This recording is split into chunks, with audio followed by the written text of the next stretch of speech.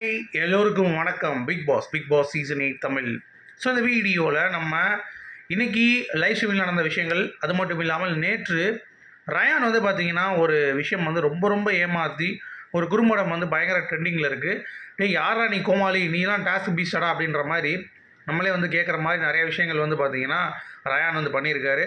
So இதுக்கு big pass வந்து பார்த்தீங்கன்னா உண்மையிலேயே இந்த பாயிண்ட்ஸை வந்து கண்டிப்பாக வந்து திருப்பி ரிவர்ட் பண்ணணும். கிட்டத்தட்ட 4 பாயிண்ட் வந்து கொடுத்துருக்கானுங்க. அவனுக்கு தகுதியே இல்லை அப்படிங்கிறது தான். ஸோ அதை பற்றியும் பேச போகிறோம். ஸோ வீடியோக்குள்ளே போகிறதுக்கு முன்னாடி நம்ம சேனலுக்கு நீங்கள் புதுசாக இருந்தீங்கன்னா கண்டிப்பாக சப்ஸ்கிரைப் பண்ணிக்கோங்க. வீடியோ மறக்காமல் ஒரு லைக் பண்ணிக்கோங்க. இப்போ நம்ம வீடியோக்குள்ளே போகலாம். ஸோ பிக் பாஸ் சீசன் 8 தமிழ் இப்போ தான் வந்து டிக்கெட் டு ஃபினால் டாஸ்க்குள்ளே ரெடி ஆகிட்டு இருக்காங்க. அதுக்குள்ளேயும் ஒரு கேக் வந்து வந்திருக்கு. அதில் எந்த ஒரு மெசேஜும் இல்லை.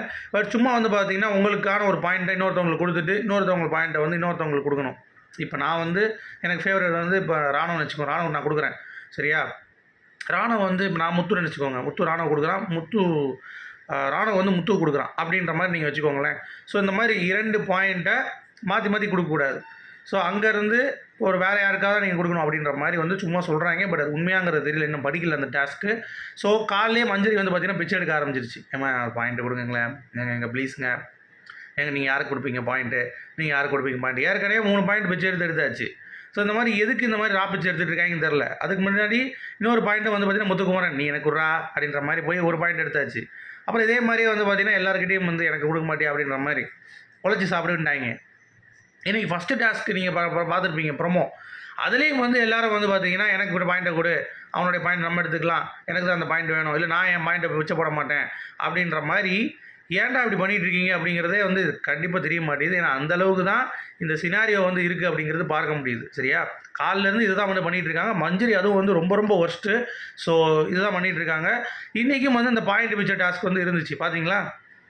யார் இது அடிக்கிறாங்களோ அவங்க வந்து பார்த்திங்கன்னா வந்து வெளியே போயிடுவாங்க அப்படின்ற மாதிரி.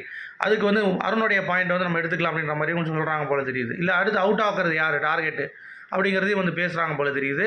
ஸோ இந்த மாதிரியே ஓசியாக வந்து ஓட்ஸ் சாப்பிட்ற மாதிரி இவங்க வந்து பாயிண்ட்ஸை வந்து சாப்பிட்டுருக்காங்க அப்படிங்கிறது க்ளீனாகவே பார்க்க முடியுது. இது வந்து ரொம்ப ரொம்ப தவறான ஒரு விஷயம். ஏன்னா டிடிஎஃப் யார் ஜெயித்தாலும் இப்படி வந்து பிச்சை எடுத்து ஜெயித்தாங்க அப்படின்றது தான் வரலாறில் வந்து வருமா அப்படிங்கிறது எனக்கு தெரியல. ஏன்னா ரொம்ப ரொம்ப தவறான ஒரு முன்னோட்டத்தில் இந்த டாஸ்க் வந்து அமைக்கப்படுது அப்படிங்கிறது ஒரு பக்கம் இருக்குது. இப்படி போகுது. இன்னொரு பக்கம் டாஸ்க்லேயே வந்து சீட் பண்ணி டாஸ்க்கை வந்து பார்த்திங்கன்னா கெடுத்து விட்டு விளாண்டுருக்காங்க. அவங்களுக்கு வந்து டாஸ்க் பீஸ்ட்டுன்னு இருக்காங்க. சரி, அப்படி என்ன நடந்துச்சுன்னு பார்த்தீங்க அப்படின்னா, ரயான் இருக்கான்ல, அவன் நேற்று இந்த கொடி கம்பத்தை பிடிச்சிட்டு மேலே ஜார வச்சுட்டு போவாங்க தெரியுமா? அதில் வந்து கையில் தீபம் ஏந்தி வந்தோம் அப்படின்ற மாதிரி போகிறாங்க. எல்லாம் போகிறப்ப ஃபஸ்ட்டு அவுட் ஆகுறது ஃபஸ்ட்டு முத்துக்குமரன் விசால முடிச்சிடுறாங்க அந்த கேமை. அப்படி இருந்து முத்து நீ 3 தவறை பண்ணியிருக்க. ராணுவலாம் வந்து லைட்டாக அட்ஜஸ்ட் பண்ணாலே வந்து பார்த்தீங்கன்னா ராணுவ எலிமினேட் பண்ணிட்டார் பிக் பாஸ். முத்துக்குமரனையும் விசாலையும் ஜெயிச்சிட்டாங்க மாதிரி அதில் இல்லை, அது கேன்சல், திருப்பி முதல்ல ஆடுங்க அப்படின்ட்டார், சரியா? அத்தனைக்கு முத்துக்குமரன் தப்புலாம் பண்ணல. 3 நிமிஷம் இன்னொரு செகண்டில் ஏதோ முடித்தான். அவன் வெறி ஆகிட்டான். அடுத்த வட்டம் கொய்யால நீ என்ன இப்படி சும்மா சொல்கிறீங்களா பிக் பாஸ், வாங்க அப்படின்னு சொல்லிட்டு அடுத்த வட்டம் வந்து வைக்கிறாங்க. அடுத்த வட்டம் வைக்கும்போது இவன் போயிடுறான் முத்துக்குமரன். அடுத்து வந்து பார்த்தீங்கன்னா நம்ம ரயான் வரான் பின்னாடியே. விசாலை காணும். அவன் விசால் தோதுறான், ரயான் ஜெயிச்சிட்டான். உடனே சரி ஓகே என்று அறிவிச்சிட்டாங்க. சரி ஓகே நல்லா தான் பண்ணியிருப்பான்னு சொல்லி பார்த்தா அந்த இதை வந்து பார்த்தீங்கன்னா கீழே இறக்கக்கூடாதுன்னு போட்டுருந்தாங்களா, அதை வந்து மேலே தூக்கியிருக்கான், கீழே இறக்கியிருக்கான், ஒரே பொசிஷனில் வைக்கணும்னு சொல்லியிருக்காங்க. அதையும் பண்ணல. அடுத்து இன்னொரு பிளண்டர் மிஸ்டேக் அவன் பண்ணது வந்து பார்த்தீங்கன்னா அந்த மேலே இருக்க அந்த ஜார் இருக்குல்ல, அதில் கை விட்டு உள்ளே இருக்க அந்த சட்னியை நக்கிட்டு இருக்கான்.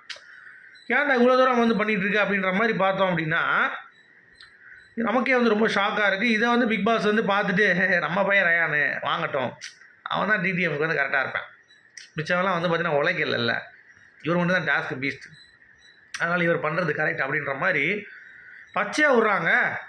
அப்போ ஒன்று பிச்சை எடுக்கணும், இல்லை ஏமாற்றி ஜெயிக்கணும் அப்படின்னு தான் இந்த பிக் பாஸ் வந்து பார்த்திங்கன்னா போகும். ஆக்சுவல் வின்னர் வந்து பார்த்திங்கன்னா இதில் நம்ம முத்துக்குமரனும் விஷாலும் தான். முதல் 2 இடம், ரயான்னா வந்து 3வது இடத்துல தான் வரும் அப்படிங்கிறது தான் பாயிண்ட்டு. அதை விட்டு பிக் பாஸ் அதை அப்படியே சோத்துக்குள்ளே வந்து பார்த்திங்கன்னா புழு பூசணிக்காய் மறைச்ச மாதிரி மறைச்சிட்டு அவனுக்கும் பாயிண்ட்டை கொடுத்து அப்படியே வந்து ஏமாற்றிட்டாங்க. ஸோ இதில் கண்டிப்பாக ரயானுடைய பாயிண்ட் வந்து பறிப்பாரா பிக் பாஸ்? கண்டிப்பாக இது அன்ஃபேர்.